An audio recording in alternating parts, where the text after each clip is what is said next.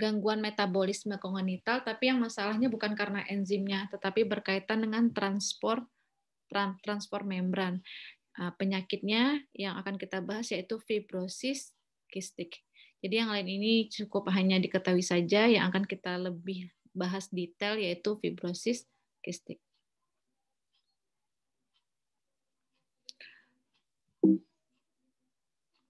Apa itu penyakit fibrosis kistik? Nah, fibrosis kistik ini adalah suatu penyakit di mana seseorang akan mengeluhkan sesak nafas, kemudian juga akan malnutrisi. Malnutrisi itu artinya kekurangan gizi. Kenapa hal itu terjadi? Pertama, kenapa dia mengalami sesak nafas? Karena pada fibrosis kistik, protein membran CFTR atau disebut juga dengan cystic fibrosis transmembran konduktase itu rusak. Pada keadaan normal, sebenarnya protein ini, CFTR ini yang berfungsi untuk tempat keluar masuknya klorida, ion Cl. Nah, jika diilustrasikan adalah seperti ini. Pada saluran pernafasan, kita ibaratkan saluran pernafasan kita seperti pipa ini. Kemudian ini adalah sel paru-paru. Kita ibaratkan ini adalah sel paru-paru. Di sel paru-paru, di sini ada namanya membran CFTR. Membran CFTR itu adalah membran tempat lewatnya si ion Cl-min. Ion Cl-min itu banyak di dalam sel.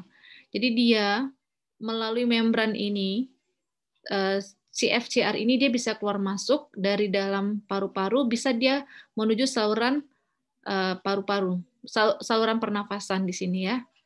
Nah, saluran pernafasan di situ banyak mukus, banyak lendir. Seperti ini ya, ada lendir ya, ada lendir. Nah, lendir ini dalam keadaan normal tuh encer. Kenapa encer? Karena juga banyak kandungan H2O di sini. Banyak H2O. Banyak air ya. Karena adanya Cl juga akan mengikat banyak air. Cl akan menarik air ya, jadi akan encer. Pada kondisi CFTR-nya rusak, maka Cl-min banyak di dalam plasma, maka akan mengakibatkan terjadinya peningkatan osmolaritas di sini. Jadi di sini osmolaritasnya lebih tinggi dibandingkan di saluran pernafasan. Akibatnya nggak seimbang nih, nggak osmolaritas antara yang di dalam sel paru-paru dengan yang di saluran pernafasan. Sehingga tubuh kita cenderung akan selalu menjaga homeostasis. Apa yang dilakukan oleh tubuh? Dia akan membuat osmolaritasnya sama. Caranya gimana?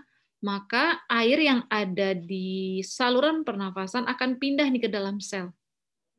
H2O ini akan masuk nih ke dalam sel. Lalu apa yang terjadi di saluran pernafasan? Mukusnya atau lendirnya itu menjadi lebih kental. Kalau lebih kental apa yang akan terjadi? Mukusnya nggak alirannya menjadi melambat, menumpuk akhirnya seperti ini. Banyak mukus, blood in mukus. Banyak mukus, apa yang akan terjadi? Saluran pernafasan akan terganggu, tempat lalu lintas oksigen karbon dioksida akan terganggu, sehingga pasien akan menjadi sesak nafas karena kekurangan oksigen. Kemudian apalagi yang terjadi pada pasien fibrosis kistik nih? Juga akan gampang terjadinya infeksi bakteri.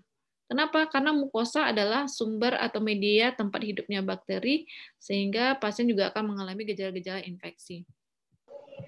Kemudian pada saluran pernafasan, fibrosis kistik ini juga terjadi pada daerah saluran pankreas, pancreatic duct. Jadi di sini ya, sama CFTR-nya rusak, jadi nanti Cl akan lebih banyak di pankreas, sehingga air yang ada di saluran pankreatik ini akan masuk ke dalam pankreas, sehingga lendir-lendir yang ada di sini, di saluran pencernaan kita kan juga ada lendir ya, ada mukus ya.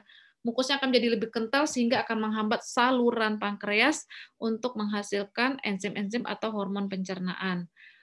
enzim-enzim atau hormon pencernaan, misalnya dia akan menghasilkan enzim untuk memetabolisme lemak, protein, karbohidrat, sehingga pada orang yang mengalami fibrosis kistik, tubuhnya nggak mampu menyerap karbohidrat, lemak, dan protein karena belum dimetabolisme menjadi monosakarida untuk karbohidrat, asam amino untuk protein, dan asam lemak untuk lipid. Jadi itu yang disebut dengan fibrosis kistik, dan fibrosis kistik ini termasuk penyakit gangguan metabolisme kongenital karena karena mutasi genetik. Jadi bukan karena perubahan pola hidup atau gaya hidup.